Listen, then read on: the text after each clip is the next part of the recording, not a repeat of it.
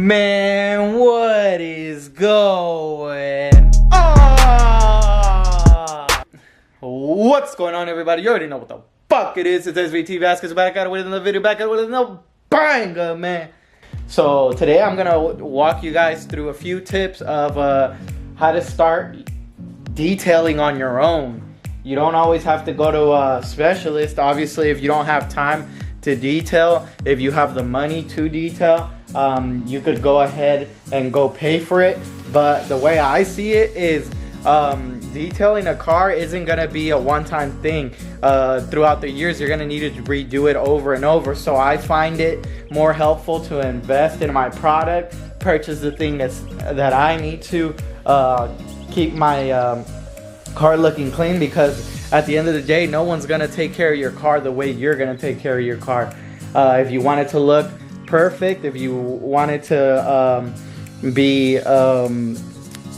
if you want it to meet your standards, you're gonna wanna work on it yourself. Of course, there are good quality shops that will give you better results, but it just depends on what you're looking for. I'm gonna be driving this car, so I don't need it to be perfect, but I do need it to be presentable, better than it is right now. So I'm gonna show you a clip where I wet sanded area that was oxidized on my clear coat, and then we'll jump back to this clip right now. So you're gonna want to have your lubrications. Pretty much, I have water and a little bit of soap in this bottle. You're gonna want to put it on your surface as well as on your sandpaper. And then I'm gonna work slowly. This is 2000 grit sandpaper. I'm gonna take a rag here, dry it off, and let's see how it's looking like underneath.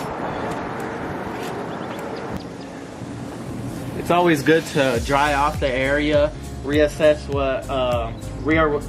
your work, and see how it's going so far, to see if you gotta keep wet sanding or if it's good enough.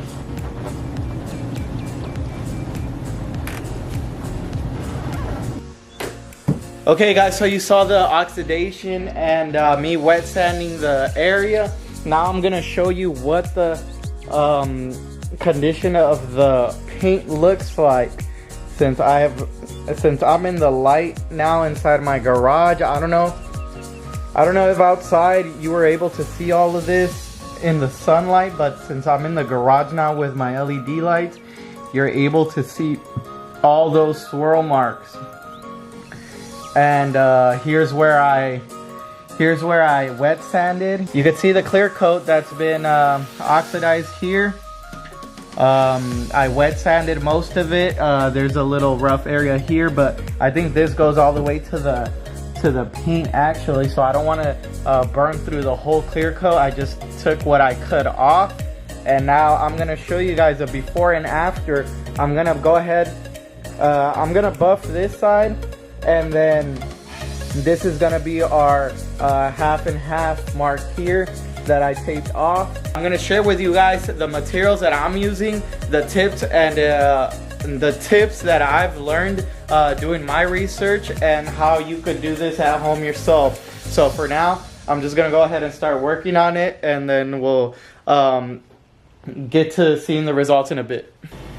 Okay guys, so I'm not going to be recording everything because I do like listening to music while I'm working, but I'm going to give you guys the first few tips of working with a dual action polisher. So first of all, starting with the machine itself, this is a Harbor Freight dual action polisher, and the Harbor Freight dual action polisher is a great machine if you're going to be doing your own cars, and if you're just someone that isn't a professional detailer. It's gonna get the job done. It's up to par with professional machines. The only thing about this machine is that it's not gonna be able to do a fleet of cars. It's gonna be able to work on your car, and maybe if you have 1 or 2, 3 cars, it's gonna be able to do that. But if you're a professional, you're obviously gonna invest your money in a higher end machine. This is for your do-it-yourself. for your personal use, and it does great work, and it is up to par with professional machines. With that being said, the pad that the backing plate that the polisher comes with, this backing plate, you're gonna want to replace the one that the Harbor Freight one comes with. This is a Meguiar's backing plate. There are also other companies that you could go with, but I chose Meguiar's just because I just know Meguiar's a lot better. They sell it in every auto store. And the polishing pads themselves as well, don't buy them from Harbor Freight. I bought mine from Chemical Guys, and they have the reason I bought mine from them is because they have a graph of what color does what. This is a medium heavy cutting pad. There's other colors. There's white for polishing. There's black for putting your wax on the car. There's different colors, and there's different color pads, and they explain everything on their site, so it was easy for me to purchase on Amazon. And there are other good companies that you can get pads from, but you got to do your research. It's personal preference at that point. There are other pads that help with cutting paint faster. Those are your microfiber pads and your wool pads. Those are going to be more used for professional detailers, because those are going to cut through your clear coat faster. You don't want to burn through all your clear coat, because that's what protects your paint at the end of the day, and you want to preserve as much as you can, and just only sand the scratches that you have on your car. I'm also going to be using the Meguiar's 105 compound. Now, this isn't a beginner's compound. This is also going to be cutting through your paint a lot quicker, but for my purpose, my ultimate Meguiar's compound wasn't enough to get rid of my swirls, so I had to go with a tougher compound. And as you can see, this red mark on the bottle, that's their levels of cutting, and this one goes all the way to 12. It says extra heavy cut, so this isn't going to be your one and done. This is going to be a cutting compound that you're going to have to polish at the end, because this is going to cut and chew through your paint. So it's going to leave a little bit of haze, but still better than what you have right now. So after you're done using the cutting compound, you're going to use a polishing to get that shine on your paint.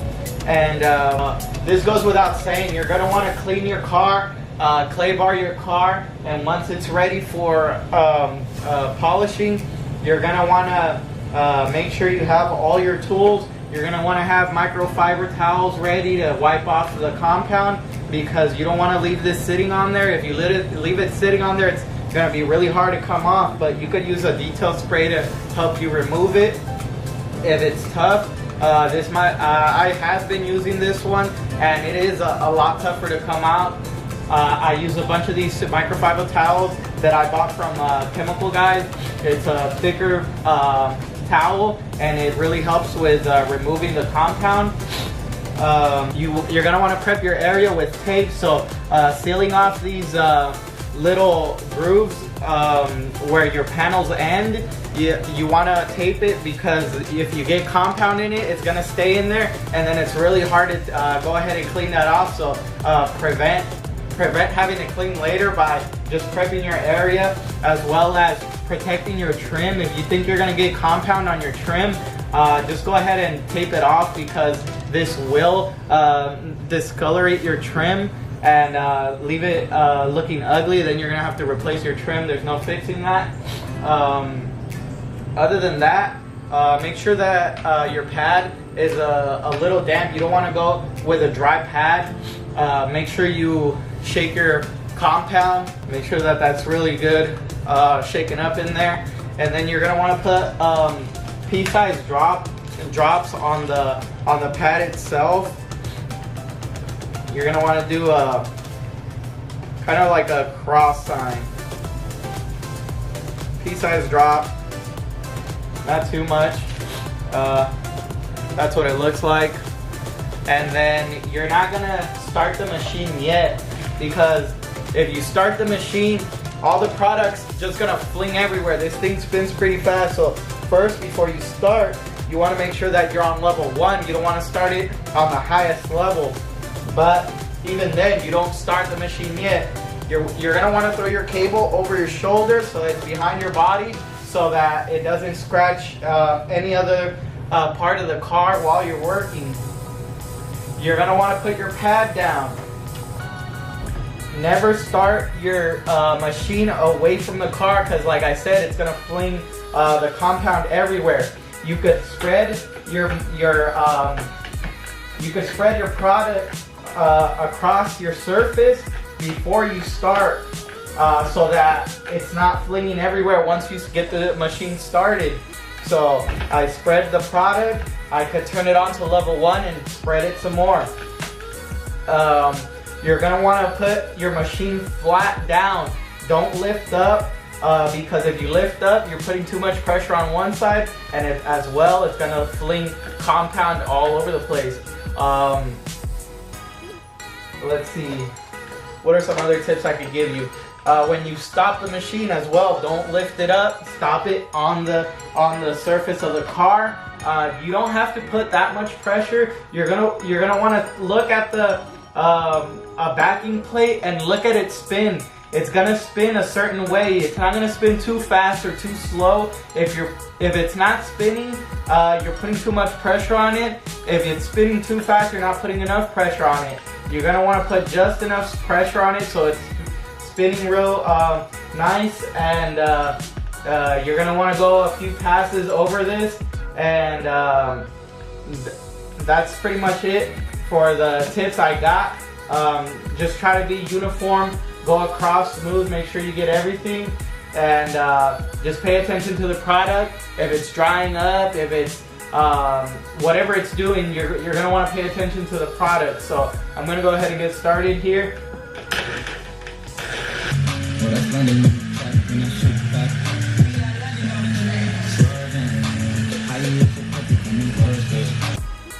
Okay guys, I worked the compound in, so now I'm gonna fold my microfiber cloth into 4s, so I have more cleaning surfaces, and I'm just gonna wipe down the product.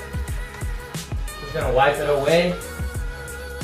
Like I said, this compound is not that easy to take off. It's a little sticky, and that's one thing I've noticed about the reviews on this product.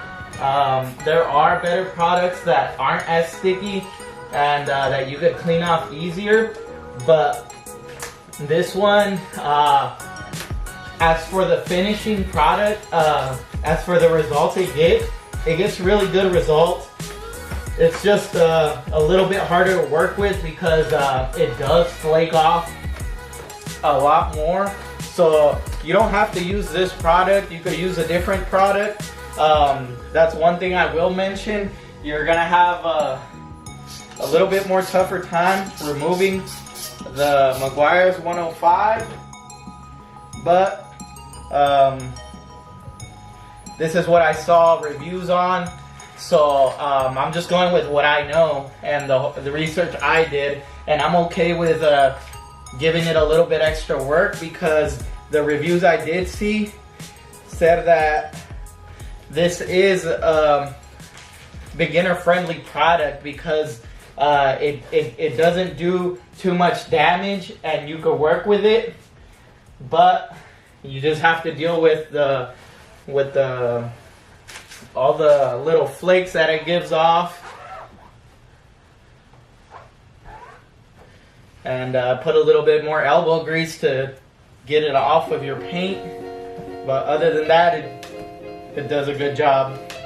Alright guys, now time to show you guys the result. So let's start off with the obvious. You see, this is what I wet sanded, and this is where it's oxidized. Not all of it came off. As I mentioned earlier, I'm not sure if it goes all the way to the paint. It might go all the way to the paint, but I don't want to remove so much that that I leave the paint exposed. So I'm just gonna leave it like that for now, but I did get rid of some of it. You could barely see it on this side. I just didn't want to sand down too deep so that the paint is exposed, because I don't want to work on paint right now and wait on the clear coat and paint to dry and all that stuff. I could fix that later once I buff the car and once the rest of the car is looking better. But here's what the panel looks like on this side. See if I could get the light. As you can see, you see the light, and it doesn't have all those swirl marks like earlier. Okay, this is the side that, you see that? All these swirl marks. That's what I'm getting rid of. Look at that. This is the before and the after. Huge difference. And like I mentioned, this Meguiar's product I'm using is a cotton compound. So if you see some hazing and it's not that clear, it is because this does cut through the paint. It's kind of like wet sanding, but very fine wet sanding. So it's not gonna be all the way clear. Once you polish it, that's where you get your smooth surface, and that's where you get your color pop from. So we don't have that color pop yet. We don't have that color pop yet because I'm still buffing the paint to get rid of those swirls. And as you could see, these are the results I'm getting, and I'm not a professional. I just did my homework. I looked up how to do this stuff, what works, what doesn't. I spent time and effort looking at how this is done. I'm currently a student right now, so I had the time to do my research. I know a lot of people don't have that luxury of having time to look up and do this kind of work, and that's perfectly fine. If you're working, you could pay someone to do this for you. Like people say, time is money, and it definitely is. But if you have the time, I would suggest working on it yourself. It's just a new skill that you're gonna pick up, and who knows, you might enjoy it. You might end up doing a few jobs here and there. Once you have the knowledge and the skill, it becomes a tool in your arsenal that you could use. You could use it for your own benefit, or you could help your friends, make a little money here and there. Whatever you decide to do, it's up to you. You don't have to go to college and get a degree for this kind of thing. It's just skills that you pick up with just going out and doing it yourself. You're not gonna learn this by reading a book or watching someone else do it. You just have to do your research and try it yourself. Get your hands on it.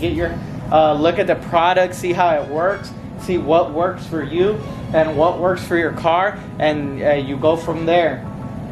That's pretty much it on what I'm gonna explain to you guys of what I've learned of detailing. The last tip I'm gonna leave you guys with is the detailing market. Don't fall for those products, those gimmicks that say they're gonna fill in your scratches, they're gonna remove everything, they're gonna protect your paint. All those companies they're using a gimmick to make money. You have to get your hands on the product or look at reviews of people that have actually used the product and see if it really does what those companies are stating that the product does. Because the first thing that I saw when I went into AutoZone, they had black car wax, black car polishers, and all this and all that. But I know what it takes to get a shine on your car, and every car has a clear coat. You're not waxing the paint itself because there's a layer of clear coat. So every car, you're never gonna be working on the paint itself. So the color of the car doesn't matter. The clear coat is what matters. So the fact that it says for black cars, for white cars, or all that stuff, that's for the birds. You're working on the clear coat, not the paint itself. So there's all these gimmicks out there. Don't fall for them. Get your hands on the product, try the product. If you like it, you like it. If you do your research and see other guys review it and see what they use, you could go ahead and use that. But I was looking at those gimmicks and those products that say it's gonna fill in this, it's gonna fill in that. And when I brought it home, I'm like, why isn't it working? Why isn't it fixing the issue like how they did on the page I saw? And that's because if you're looking at a product, think they're really gonna say this product doesn't work? Probably not. They're gonna want to sell their product to as many people as they want, and they're gonna tell you that it does an amazing job. So that's the last thing I'm gonna leave you guys with. I'm gonna go ahead and finish the car. I talked enough. It's about time that this paint looks the way I want it to. And thank you guys for watching. Thank you guys so much for 250 subscribers. I'm working hard. Let your friends know about me. Share my stuff with people you think that are actually gonna benefit from my videos. People that like Mustangs, that like cars as much as me and you do. Make sure you hit that subscribe button, hit that like button, comment, and see you guys on the next one. Peace. I'm just all about this money. I don't think about no thighs. Girl, you don't know about me, so get off my fucking D. Born and raised in the dot. This is real as you gon' see. Girl, you don't know about me, so get off my fucking D. Get off my